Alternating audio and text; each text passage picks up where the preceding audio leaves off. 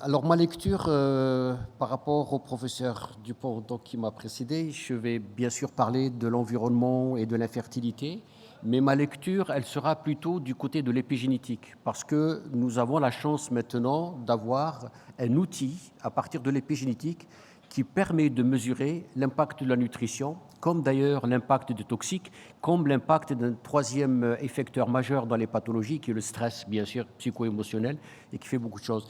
Donc c'est vrai que l'arrivée de l'épigénétique, si on peut la résumer en une phrase, elle nous donne pour la première fois des outils pour mesurer de façon très objective l'impact de notre mode de vie sur nos gènes, notre génome et donc notre santé.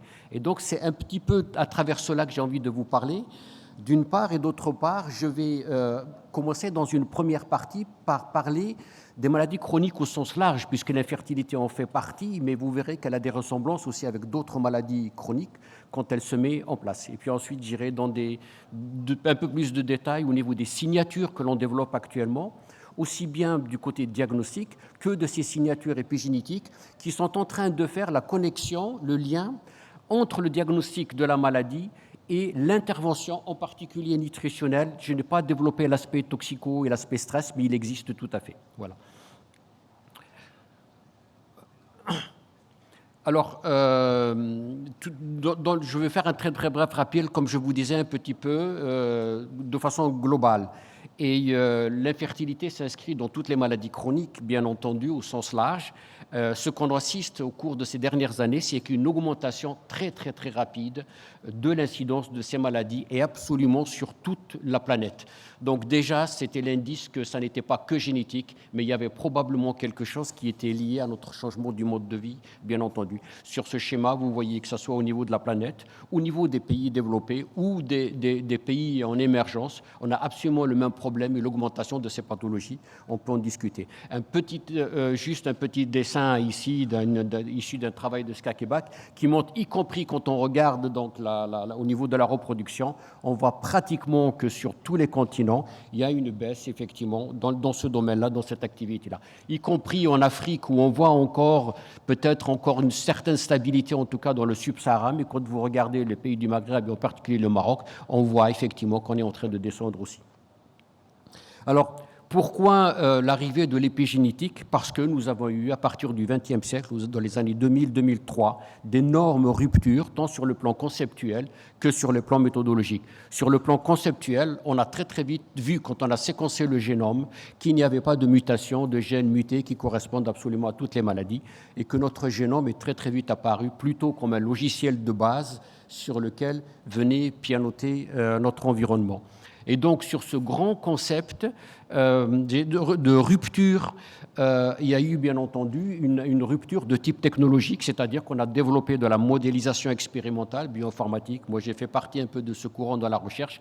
On pouvait reproduire au laboratoire absolument toutes les maladies qu'on voulait, et en particulier, moi, j'ai beaucoup travaillé sur l'infertilité, tous les types d'infertilité, par de l'exposition au stress, aux toxiques et au déséquilibre nutritionnel. Mais ces modèles-là, c'était un peu des trésors de guerre pour nous, parce que ça nous permettait de décrypter la mécanique d'apparition, de la mise en place de la maladie, en particulier par la mécanique épigénétique dont je vais dire un mot. Et ensuite, quand on sortait des signatures sur ces modèles-là, on allait vers des cohortes de patients avec lesquels on travaillait, et on a validé ces signatures-là chez les patients. Bien sûr, maintenant, l'arrivée de l'IA et autres, etc., va permettre de démultiplier tout ça, puisqu'on aura des données qui ne seront pas épigénétiques, métabolomiques, cliniques, biologiques, imagerie, etc., qui sont certainement très intéressantes là-dedans.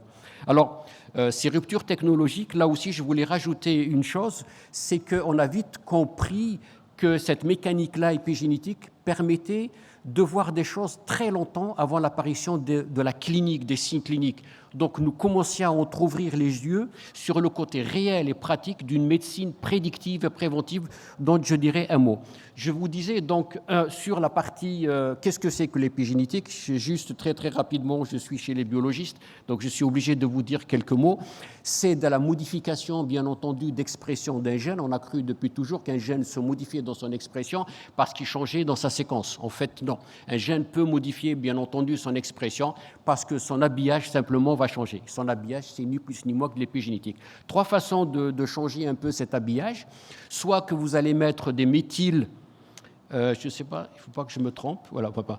Soit vous allez mettre des méthyles sur des cytosines et vous allez créer une sorte d'encombrement. Et donc, toute cette région-là, elle sera aveugle. Les gènes dans cette région-là ne vont pas s'exprimer. Bien entendu, si ce sont des gènes clés pour une fonction, la pathologie va apparaître. La deuxième, pour aller très très vite, c'est l'enroulement de l'ADN autour des histons. Donc, c'est la compaction de l'ADN. Vous savez que dans une seule cellule, il y a à peu près 2 mètres d'ADN. Vous imaginez la compaction qu'il faut autour des histones. Si c'est très compacté, les régions où c'est très compacté, à cet endroit-là, les gènes s'éteignent. Et là où il y a une décompaction, à ce moment-là, les gènes s'expriment. Donc, vous n'avez pas besoin de changer la structure du gène pour changer tout ça.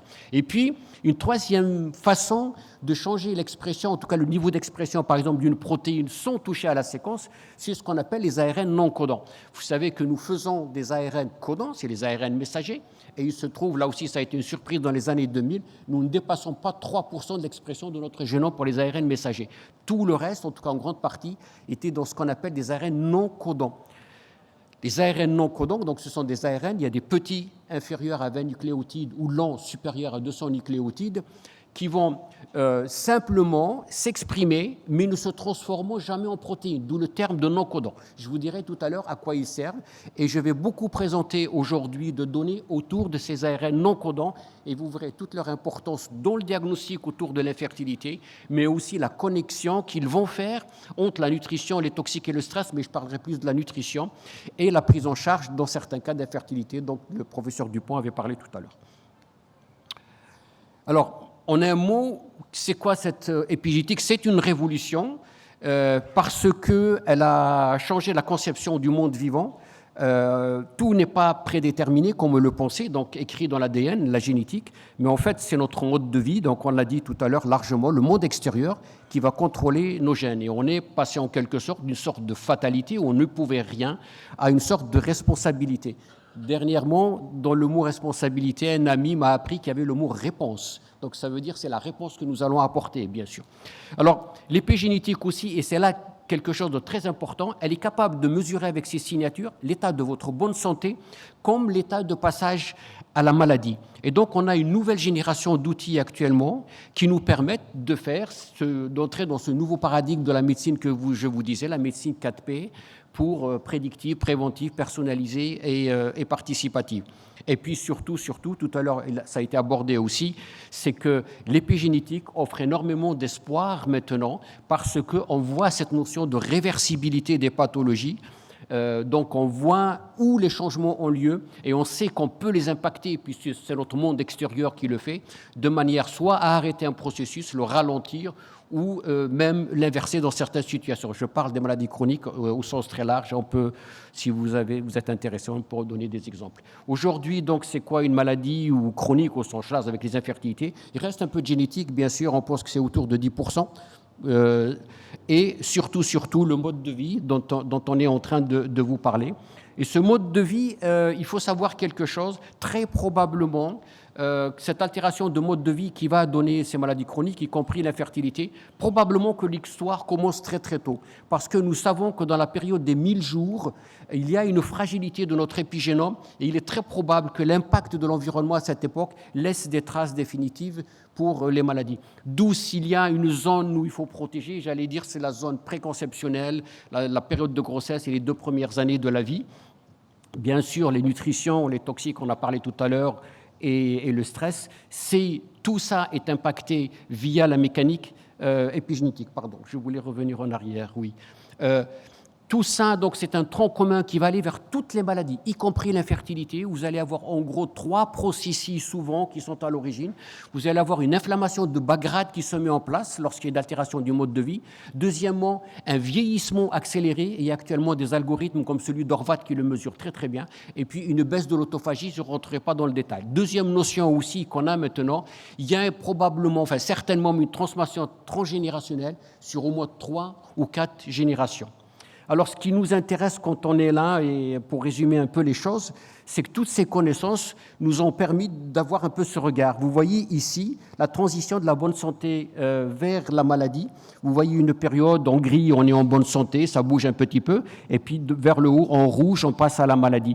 Alors, ce qui est très, très intéressant, c'est cette période de transition entre les deux puisque enfin nous avons des outils pour mesurer tout ça, et il y a énormément d'enjeux à ce niveau et de recherche pour pouvoir stabiliser cette région ou éventuellement venir en arrière. On commence à avoir des outils à ce niveau. Maintenant, j'arrive à ces outils dans le domaine de l'infertilité. En gros, je vais faire un balayage très large. Je vous disais tout à l'heure, en gros, vous voyez devant vous les 3 marques de l'épigénétique, la méthylation, les modifications des histones et puis les petits ARN non codants. J'ai mis cette diapo simplement ici pour rappeler, mais je vais pas m'y attarder, vous l'avez fait avant très bien, toutes les causes globalement que l'on connaît actuellement de l'infertilité, mais je voulais surtout insister sur le mode de vie, qui sont très probablement, encore une fois, les causes les plus fréquentes de l'infertilité masculine. Alors, qu'est-ce que c'est que les ARN non codants? Et on va rentrer là-dedans pour les emmener dans l'infertilité, puis après je dirai quelques mots sur l'interface avec la nutrition. Les ARN non codants, on a 2 types d'ARN non codants, les petits et les longs. Je parlerai aujourd'hui que des petits. Dans les petits, vous avez en gros 3 familles, les micro-ARN, les piRNA et les endo-siRNA. Aujourd'hui, je ne parlerai que des micro-ARN, c'est les plus populaires, ce sont ceux qu'on utilise le plus, et je ne dirai pas beaucoup de choses sur les longs non codants. Si on résume, c'est quoi un micro-ARN? C'est un gène qui se transcrit d'abord au départ comme tous les gènes, avec une particularité, c'est que cet ARN et non codant ne fait pas de protéines, mais ce sera un empêcheur de tourner en rond. Il va aller s'hybrider par séquence à la séquence de l'ARN messager et il va empêcher cet ARN messager de devenir une protéine. Donc voilà comment vous n'avez rien changé dans l'expression du gène, dans sa structure en tout cas, et vous avez la protéine qui disparaît parce que vous avez un petit ARN non codant qui est apparu. Alors ces ARN messagers, pourquoi ils sont très intéressants? Pourquoi? Parce qu'ils sont circulants, ils se modifient dans l'organe malade, mais surtout, ils se modifient dans tout ce qui est circulant. Donc ça donne des marqueurs non invasifs très intéressants. On peut les doser dans le sang, dans la salive, dans les urines, dans la lymphe, etc.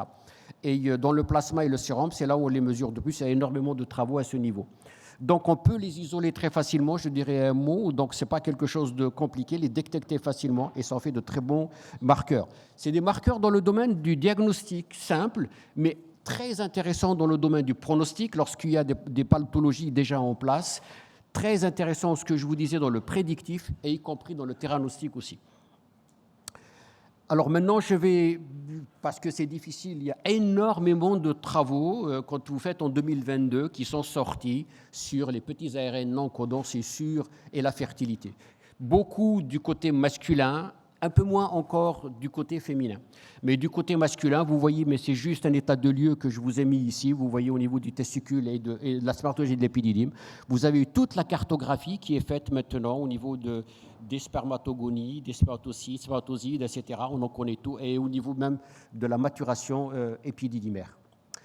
Je ne vais pas rentrer dans le détail, c'est simplement pour vous montrer la quantité de travail qui est faite à ce niveau. Et vous voyez, une fois qu'on a décrit l'état un peu physiologique de la gonade, maintenant on commence à avoir des signatures en fonction des pathologies. Vous voyez l'azospermie, l'olégoazospermie, l'ozégoasténospermie, etc. Nous commençons à avoir de grandes signatures à partir du micro-RN. Nous avons beaucoup travaillé, je vous donnerai un exemple tout à l'heure, sur les oligospermies, les anomalies là-dedans. Donc là aussi, c'est simplement pour vous dire, des travaux se font et il y a énormément de signatures qu'on est en train d'accumuler. Alors ce que nous faisons actuellement un petit peu dans la plateforme que tu décrivais tout à l'heure, c'est de partir de ces données-là, de travailler avec des services cliniques et de sortir des signatures maintenant ensemble pour pouvoir les utiliser et améliorer le diagnostic, le pronostic et éventuellement le choix des différentes thérapeutiques qu'on peut faire. C'est ça qui nous intéresse. Alors, je voulais vous dire un mot, parce que je vous ai parlé des maladies chroniques et de l'infertilité. Je vous dis c'est une maladie chronique comme une autre. Dans notre laboratoire à l'INSERM, nous avons fait un travail un petit peu avec la même approche. Nous avons construit un modèle expérimental de l'infertilité en exposant donc nos modèles animaux à des toxiques et à des déséquilibres nutritionnels. Nous avons obtenu une très belle infertilité chez eux, bien entendu, qui est apparue à l'âge adulte. Et là, vous voyez ici, nous avons sorti des signatures micro-RN très intéressantes. Et si vous regardez bien, on a sorti 3 types de signatures, 3 types de micro-RN, le 101, le 29 et le 18. Nous avons identifié les cibles de ces micro-ARN et nous avons montré comment ils vont entraîner une apoptose massive de la lignée germinale et l'animal sera définitivement stérile. Donc une fois qu'on avait sorti ces signatures, nous sommes allés regarder sur des cohortes de patients. Ce travail a été fait essentiellement à Nice, même si moi je passais ma vie entre Lyon et Nice, mais ce travail a été fait à Nice, donc avec le service de la reproduction à Nice, avec Véronique Isnard. Et donc, on a validé chez nos patients absolument ce type de données où on a retrouvé ces 3 micro-ARN. 80% des patients infertiles avaient ce type de signature. Mais ce qui nous a interpellés très très vite, c'était de dire, est-ce que cette signature-là que nous avons vue dans l'infertilité, est-ce que d'autres pathologies chroniques la partagent? Et la réponse nous a surpris. D'ailleurs, ça a été plus une question du reviewer quand on a soumis le papier. La réponse est oui.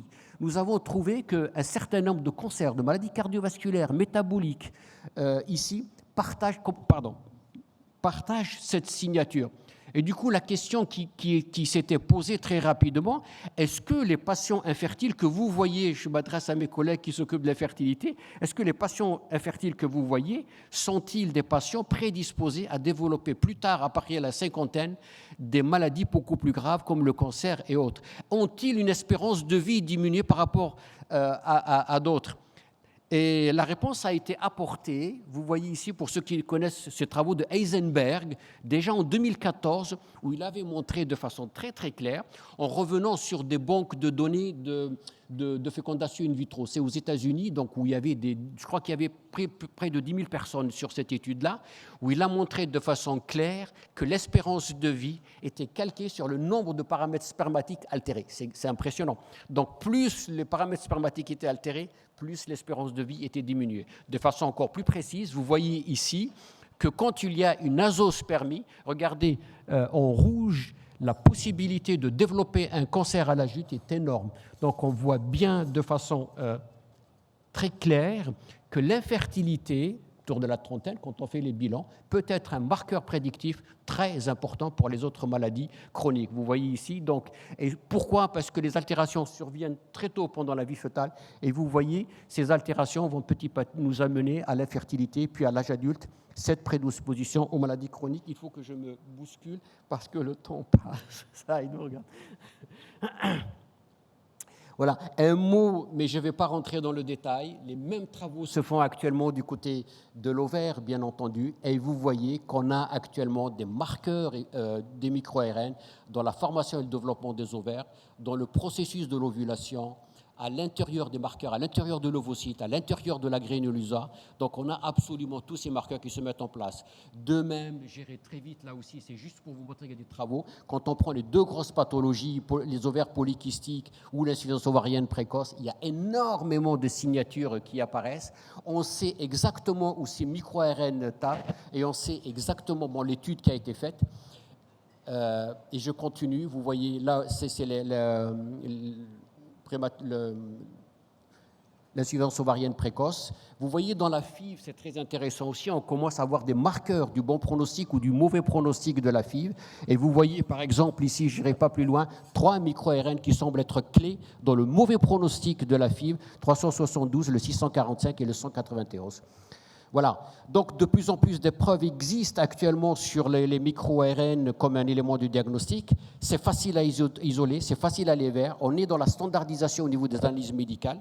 Mais ce que je voulais surtout vous dire, que ces micro-ARN, et laissez-moi 1 minute ou 2 ici, s'il vous plaît, pour que je puisse finir, c'est une ouverture vers l'intervention nutritionnelle. Et ce que je voulais vous montrer, regardez cette dia, elle est très intéressante, parce qu'ici, nous faisons la connexion entre les micro-ARN que vous voyez au milieu, leur cible, la pathologie qu'ils vont entraîner lorsqu'ils sont là, mais surtout, vous voyez que ces micro-ARN qui sont l'explication de la pathologie, ils sont affectés par les nutriments. Donc ça veut dire que le côté nutritionnel est très intéressant. On peut intervenir par de la nutrition. Je continue un petit peu la présentation de ma collègue tout à l'heure, mais nous avons maintenant ce type d'outil qui nous permet de mesurer notre efficacité. Je vais aller très vite.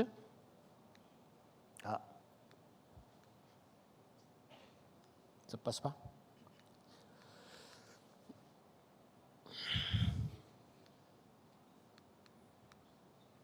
Ouais.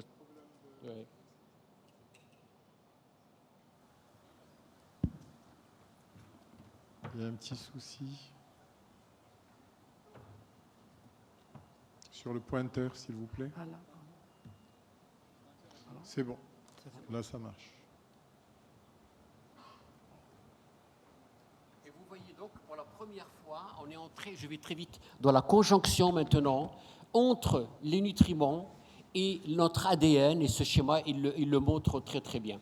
Et vous voyez, on va très loin maintenant. J'ai pris juste des standards, des nutriments standards que tout le monde connaît. Nous connaissons la signature détaillée en termes de micro-ARN de ces nutriments dont on connaît bien entendu tous les bienfaits, curcumine, glycine aussi, mais c'était juste pour prendre des exemples.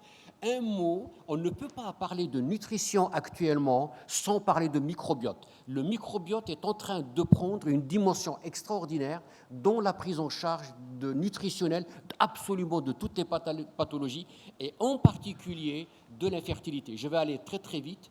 Pourquoi le microbiote est important? Parce que nos nutriments passent par le microbiote pour modifier l'épigénétique. Donc il y a un jeu à trois. Nos nutriments n'agissent pas directement sur les marqueurs épigénétiques des pathologies, mais ils passent par le microbiote et c'est ce que je voulais vous dire. Or, ces nutriments, ce microbiote, je vais encore aller un peu plus loin et plus vite. Pourquoi ils sont importants? Parce qu'ils sécrètent des métabolites. Ces métabolites sont très connus. Ce sont les acétates, les butyrates et autres. Et ce sont ces métabolites qui vont aller contrôler la grosse machinerie épigénétique dans les pathologies. C'est eux qui vont, par exemple, arrêter l'inflammation. C'est eux qui vont arrêter la prolifération, etc., etc. Je n'irai pas plus vite ici, ça a été montré. Par exemple, pour le type d'infertilité, bon, on a fait le bilan, tout à l'heure il a été largement fait, on l'a identifié, mais l'action, encore une fois, la chose que je peux moi dire, c'est que ces nutriments qu'on a identifiés comme bienfaits, nous savons maintenant par quelles étapes, par quelle mécanique ils passent, épigénétique ici. Et vous voyez ce schéma qui est très, très, très intéressant et très parlant. Vous voyez des nutriments ici, que vous voyez du poisson, des choux-fleurs, etc.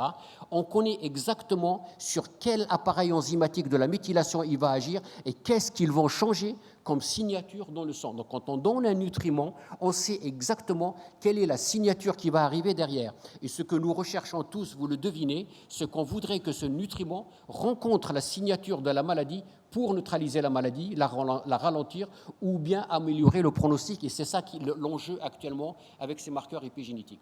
En gros, nous sommes probablement dans une troisième révolution, j'allais dire, dans le domaine de la biologie. Il est très probable que ces petites molécules des microbiotes, sous l'effet de la nutrition particulière, contrôlent la grosse machinerie de l'épigénétique. Voilà ce que je voulais dire, on en parle beaucoup. En conclusion, je dirais, moi j'ai des observations plutôt et interprétations et attentes. Donc vous voyez bien que l'origine des infertilités, bien entendu le lien, on est revenu les deux dessus au mode de vie. La mécanique épigénétique, j'ai essayé de vous donner quelques exemples. L'intérêt de la mécanique épigénétique, c'est qu'elle nous donne de nouveaux outils. On mesure non seulement la situation de la maladie, le diagnostic, son évolution, mais on mesure aussi ce qui intervient sur cette pathologie-là.